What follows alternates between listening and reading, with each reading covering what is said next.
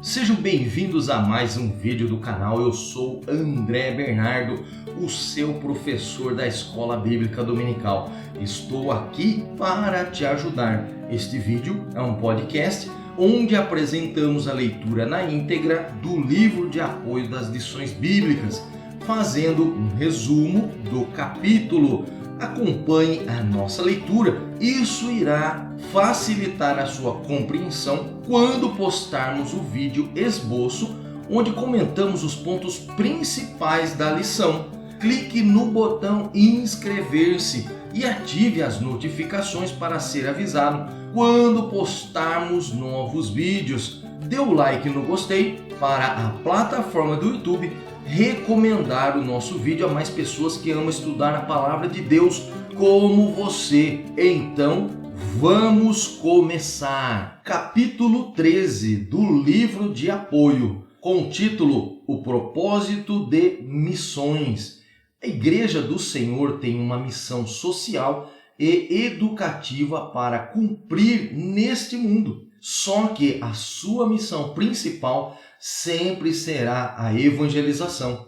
Sabemos então que a ação missionária tem como objetivo fazer discípulos, sendo que a principal ferramenta para esse mister é o Evangelho. O propósito fundamental da igreja é cumprir cabalmente a ordenança de Cristo, a saber, a grande comissão.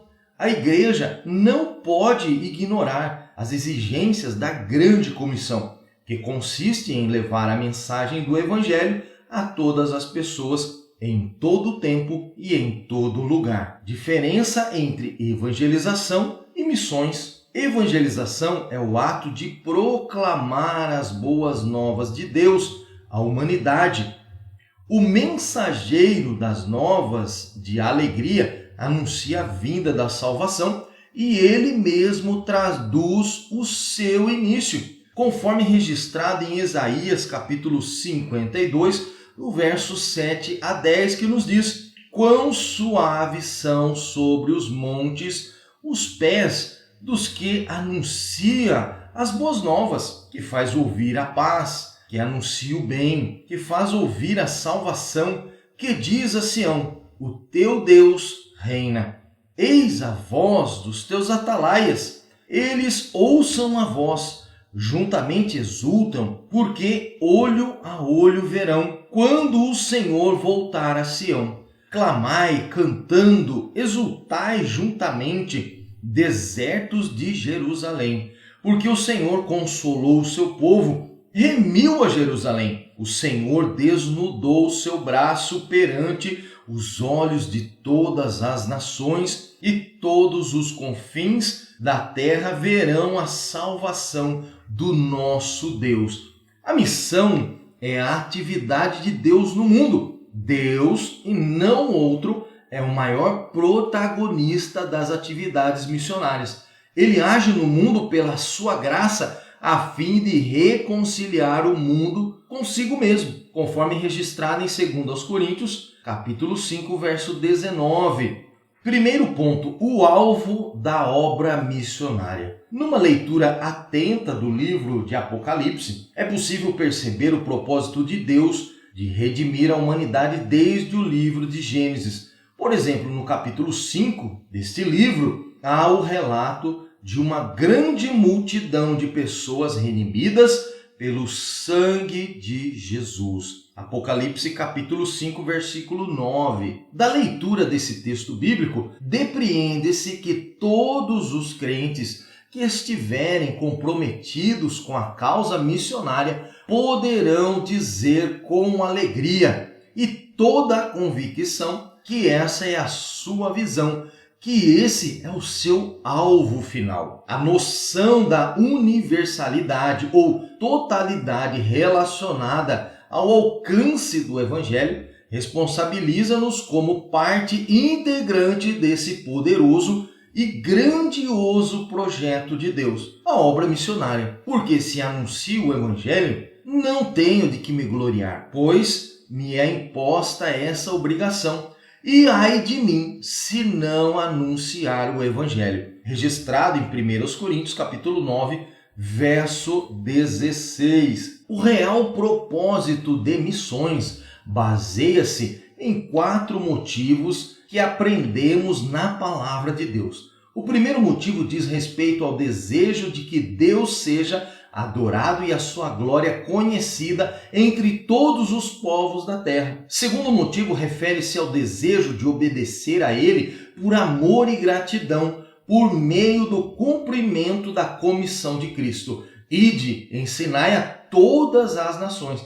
E o terceiro motivo está relacionado ao desejo ardente de usar todos os meios legítimos para salvar os perdidos e ganhar não crentes para a fé em Cristo. E por último, o quarto motivo, por sua vez, é a preocupação de que igrejas cresçam e multipliquem-se e de que o reino de Deus seja estendido por meio de palavras e ações que proclamem a compaixão e a justiça de Cristo. Nesse tempo em que a fé de muitos está arrefecendo, urge apurarmos nossa percepção sobre a necessidade que a igreja tem em relação à urgência de alcançar os perdidos. Isso somente é possível se conhecermos o que a palavra de Deus ensina sobre o destino eterno do homem sem Deus. Segundo ponto deste capítulo, pregar o evangelho, a responsabilidade de todo cristão. Você sabia que a vinda do Senhor Jesus tem a ver com a execução desta ordenança? Olha só. E este evangelho do reino será pregado em todo o mundo, em testemunha a todas as gentes. E então virá o fim, registrado em Mateus capítulo 24, verso 14. O fim virá somente depois que o evangelho do reino for devidamente pregado em todo o mundo. O evangelho do reino é o evangelho pregado no poder e na justiça do Espírito Santo. A principal preocupação de Paulo não era preservar a própria vida, mas o mais importante para ele era cumprir o ministério para o qual Deus o havia chamado. Seja qual fosse o fim em vista, mesmo em se tratando do sacrifício da sua vida, ele com alegria iria até o fim da sua carreira com esta confiança. Cristo será tanto agora como sempre engrandecido no meu corpo, seja pela vida, seja pela morte. Escrito em Filipenses capítulo 1, verso 20.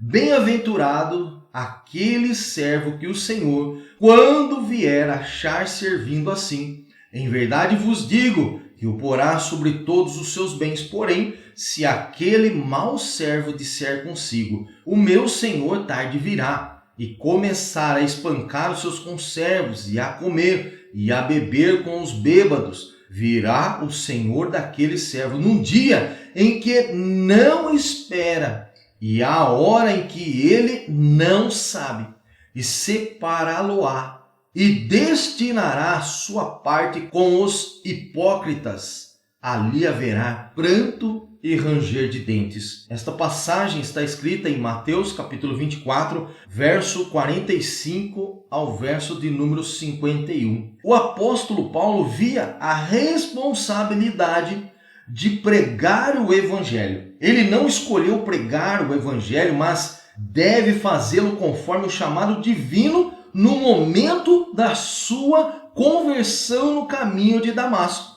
onde você pode procurar em Atos capítulo 9, verso 6, verso 15, no mesmo livro, Atos capítulo 22, verso 21. Por essa razão ele tinha a consciência de não pretender nenhum mérito particular para pregar o evangelho. Todos nós sabemos que nem todos os crentes foram chamados para o ministério, como foi o apóstolo Paulo. Entretanto, nenhum de nós está isento do dever de tornar conhecida a graça salvadora oferecida por Deus a todas as pessoas. Ora, pregar o evangelho não é uma opção para o cristão, mas uma imposição divina. É uma imposição divina como resultado do que o Senhor Jesus fez em nossas vidas por intermédio do Espírito Santo. Amém. Eu quero te agradecer por ter nos acompanhado na leitura deste capítulo. Novamente eu te peço, inscreva-se em nosso canal, dê o like no gostei e deixe o seu comentário. Esperamos você na próxima semana para mais uma leitura na íntegra do próximo capítulo do livro de apoio das lições bíblicas. Deus te abençoe e te guarde.